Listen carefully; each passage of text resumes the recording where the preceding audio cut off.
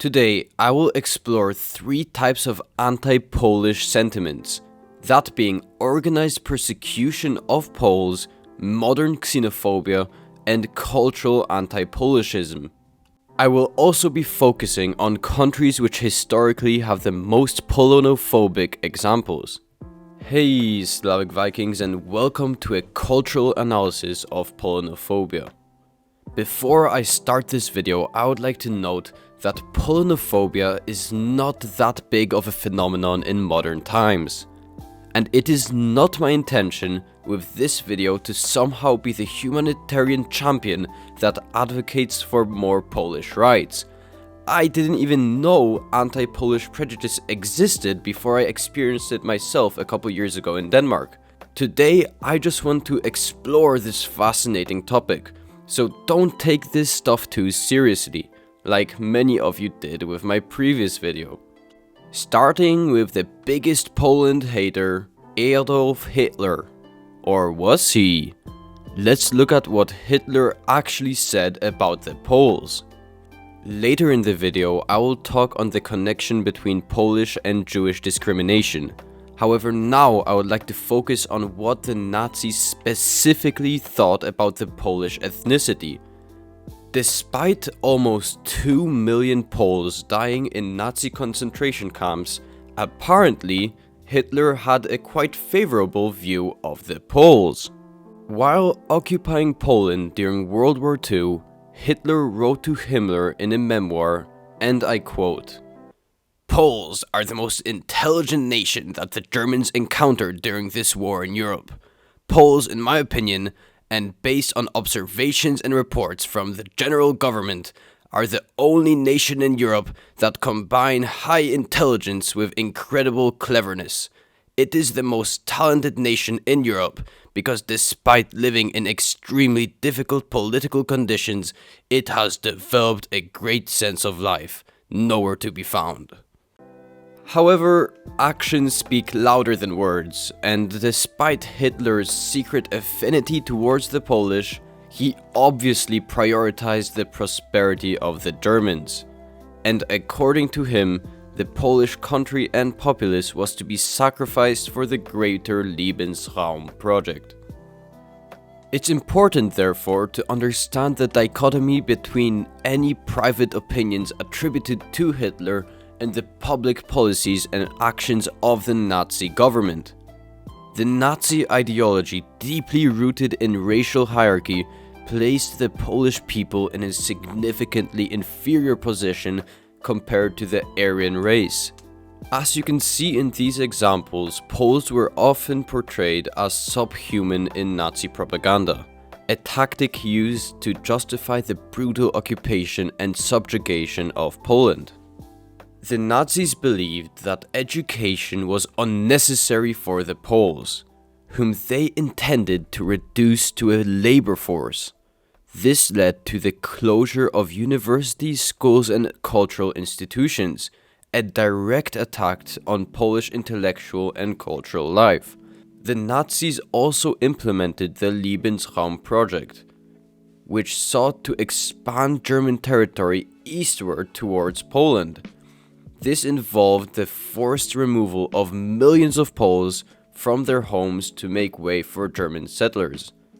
Funnily enough, the same happened but on the opposite side after the war, where Poland got German lands and settled them. But this time justified in my opinion, I guess.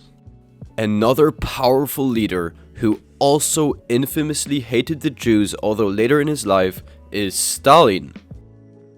Hitler's public hatred towards Poland seemed more ideologically tactical for his propaganda efforts. However, Stalin seemed to have a personal vendetta against the Polish. If I were to choose a nation that throughout history has been the most Polonophobic in nature, it would definitely be Russia. Geography being the primary reason for this, since the region in which Poland historically lied and still lies was the only real gateway for Russia to spread its influence to the rest of Europe, especially imperialistically. with the Polish vast plains spanning throughout almost the entire country, allowing for easy breakthroughs and advancements.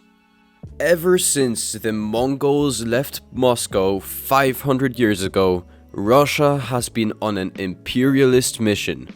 And because of the earlier mentioned reasons, until Russia stops maintaining its imperialistic ambitions, Poland will always be its biggest enemy. And therefore it goes without saying that those in Russia who are educated enough to know about the Polish have negative sentiments towards them. I went a bit on a tangent here, so let me come back to Stalin. Stalin was blamed for the defeat in 1920 for the Battle of Warsaw. Even Lev Trotsky and Vladimir Lenin blamed him personally, and as a consequence of this war, Polish independence was established. However, as always, a few years later, in 1939, Stalin got his revenge and partitioned Poland with Germany, which is a repeating tale in Polish existence. Stalin's deep-seated animosity towards Poland is a striking contrast to the concept of eternal Russian innocence as theorized by Ivan Ilyin. A notable Russian ideologue, Ivan's doctrine, almost poetic in its extremism, posits Russia as a nation blessed by God, an inherently innocent entity where no crimes could ever taint its divine mission. If you watch my video on Polish messianism, this concept will sound very familiar. According to Ilyin, to question Russia or its leaders would be akin to questioning divine will. This narrative of an untouchable righteous nation under God formed a curious parallel to the historical Polish-Russian tensions. On one hand, we have Stalin's personal and political vendetta fueling his Polonophobia, and on the other, a broader ideological framework that positions Russia as an infallible entity in stark opposition to its neighbors. Such narratives not only shed light on the complexities of nationalistic sentiments but also offer a fascinating historical context for Putin's modern-day view on Russia. Since Stalin wasn't the only fanboy of Ivan Ilyin, Vladimir Putin has often been channeling Ilyin's notions in his political rhetoric. Ilyin's vision of Russia as a divinely ordained, inherently innocent nation finds a modern voice in Putin's narrative. This perspective, deeply rooted in the idea of Russia's spiritual and moral superiority, has been a cornerstone in shaping Putin's geopolitical strategies. It's particularly evident in how he positions Russia against what he perceives as the morally degenerate West. I went on a bit of a tangent again, so let's go back to the topic of this video and look at modern times and its examples of Polonophobia.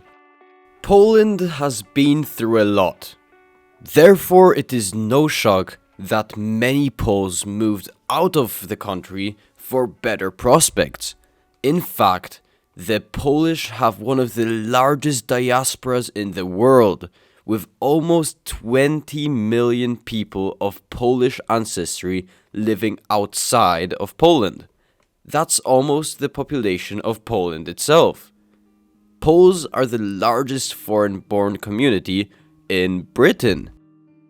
Studies have shown that Poles are among the most likely groups to experience discrimination in the UK. A 2018 survey found that 37% of Poles had experienced discrimination in the workplace, and 17% had experienced discrimination in public places. The most common stereotype for Polish people in Western Europe is one of a non-tax-paying cheap manual laborer.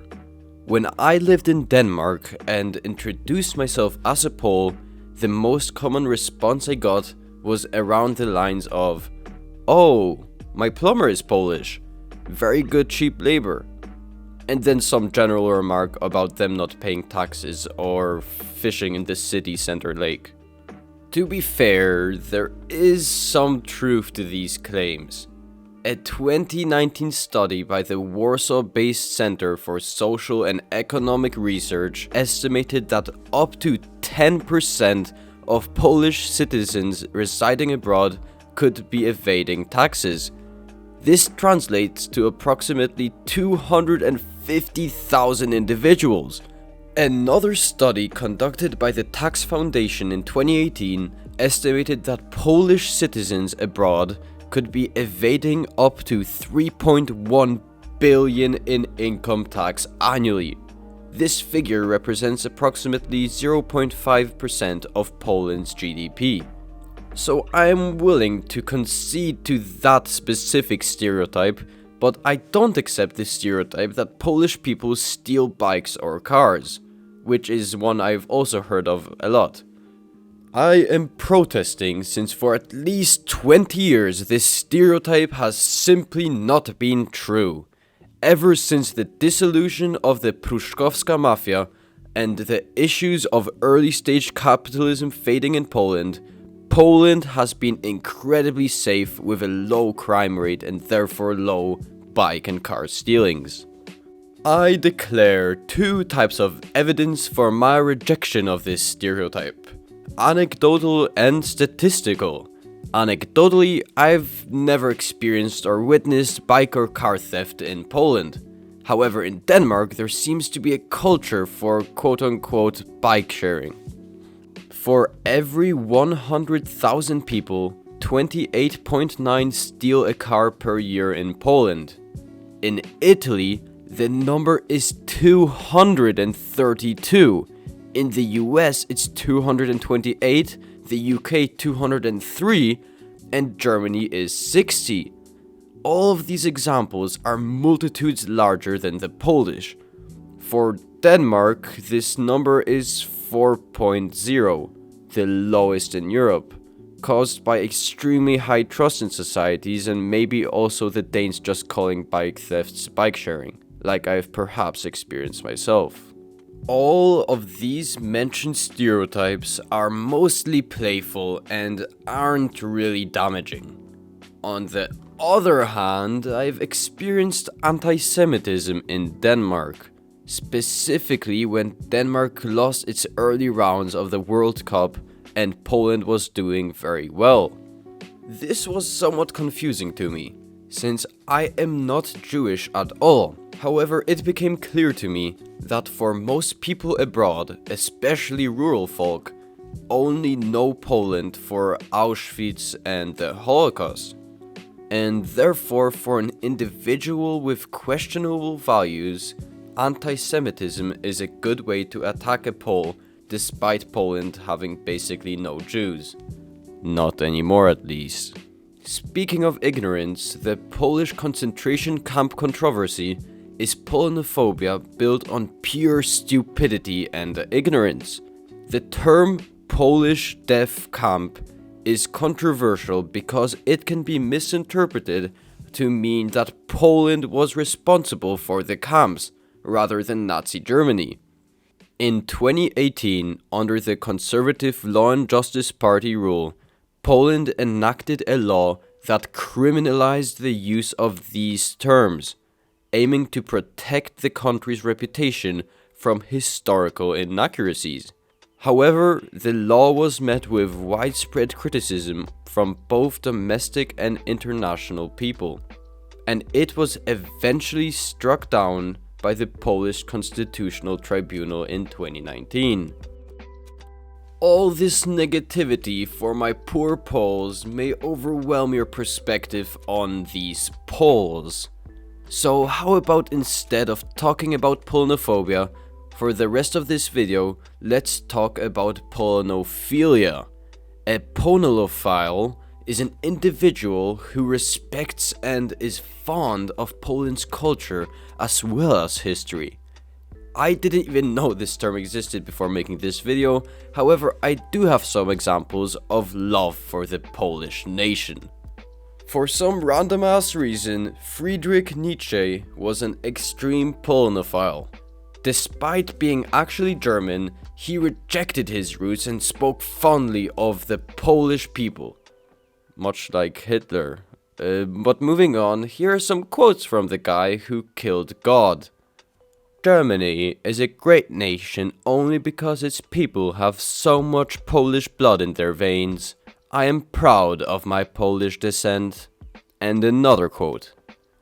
I am a pure-blooded Polish nobleman, without a single drop of bad blood, certainly not German blood. I certainly didn't expect my boy Friedrich to be a Polonophile. But moving on, how about we look at some Polonophilic countries? Italy and Poland have always been besties, with both countries' anthems including each other's countries. And Mussolini, who's Italian, famously opposed the invasion of Poland during World War II, despite Hitler and Mussolini being in an alliance. It's also worth mentioning that the US is somewhat Polonophilic, with America loving Poland's strategic value, and the country sharing similar values of capitalism, individualism, and shared enemies. Once again, please do not take this video too seriously. It's not that deep. However, if you want more videos similar to this one, please consider subscribing and tell me your perspective on Polonophobia in the comments below. And as always, farewell, żegnam and goodbye.